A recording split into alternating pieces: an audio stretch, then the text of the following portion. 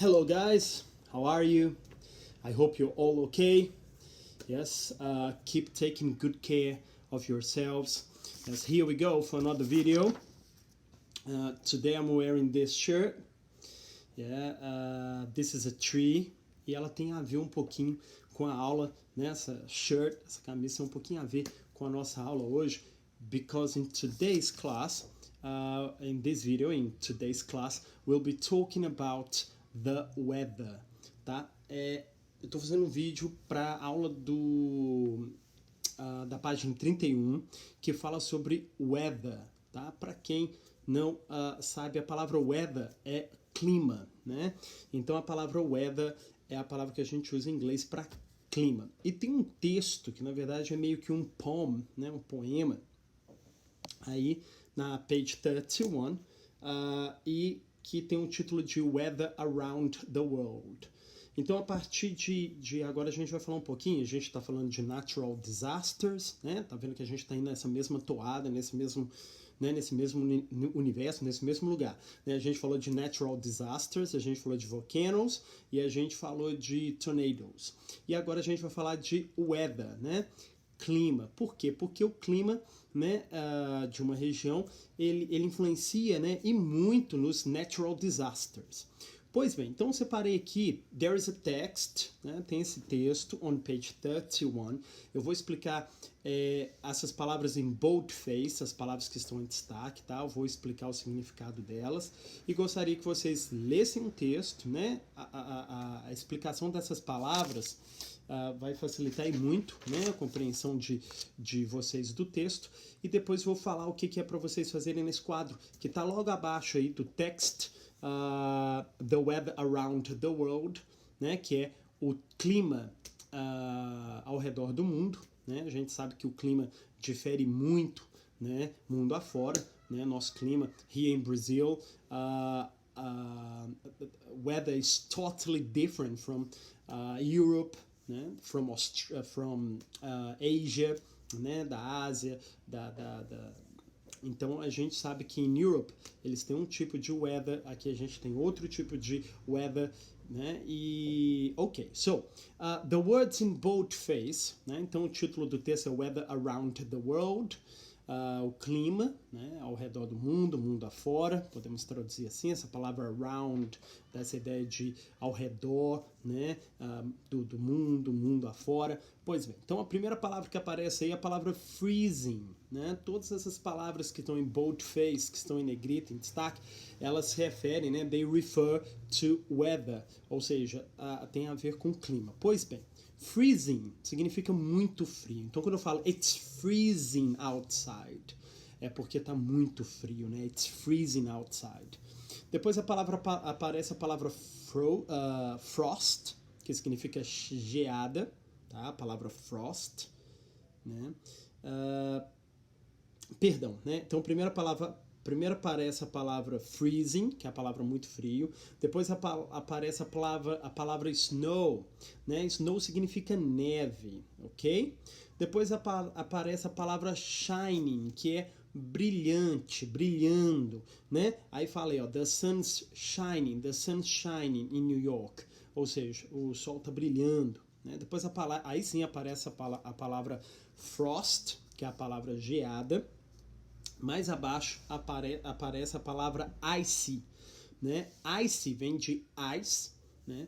Então ice é gelo e icy é congelado, tá? Então icy é a palavra congelado, tá? Depois aparece a palavra clouds, que é a palavra nuvens. Depois a palavra raining, que é a palavra chovendo ou chuvoso, tá? Depois a palavra storm, que é tempestade, storm, tempestade.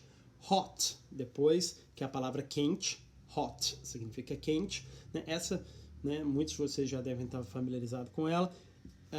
Humid, né, que é a palavra úmido, tá?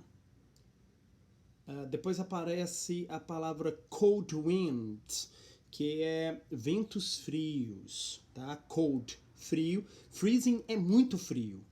Cold é frio, mas não tão frio assim. E winds, que é a palavra ventos. Então, cold winds, uma expressão de ventos frios. Misty, né? A palavra misty é a palavra embaraçado, né? Tá embaçado, né? Então, quando fala getting misty, tá ficando embaçado, né? Depois a palavra visibility, significa visibilidade. Chilly também significa frio, tá? Fog é a palavra que aparece aí já no último parágrafo. A palavra fog significa neblina, tá? Hailstorm é granizo, tá? Uma chuva de granizo. E drizzling é a palavra chuvisco. Então, quando eu falo, it's drizzling, né? It's drizzling, quer dizer que está chuviscando. Ok. E aí, guys, vocês vão ler esse texto. You'll read this text following all those tips, ok? Você já tem uma ideia do que o texto vai falar, já tem a tradução aí, né, a explicação dessas palavras em boldface, em destaque, né? Que podemos chamar de keywords, palavras-chave aí no texto. Pois bem, aí no exercise number 6, né, tem um quadro, e temos aí um quadro com 4 words, né? Que é cold, sunny, poor visibility and precipitation. O que vocês vão fazer? Vocês vão pegar no texto, né, e vão completar com as cidades, né? Porque, ó, listen and complete the chart to classify the cities. Como a gente não tem o listening, né? Vocês não vão fazer o listening na sala, mas vocês podem escutar o track 8, tá? Isso, track 8, o track 8, né? O áudio número 8, lá na plataforma Uno. E vocês vão colocar as cidades, né? Quais cidades? No texto, qual cidade que está dizendo aí que representa a palavra cold, que está frio, né? Então, qual cidade que está frio? Você vai localizar no texto ou pelo listening, né? Qual cidade que está falando sobre cold, que está frio? Né? Qual dessas cidades que está frio? Você vai colocar aí do lado aí dessa palavra, ok? Nesse quadrado aí, nesse quadrinho que aparece aí. Sunny, né? A palavra sunny vem de sun, que é ensolarado. Então, sun é sol, sunny, ensolarado.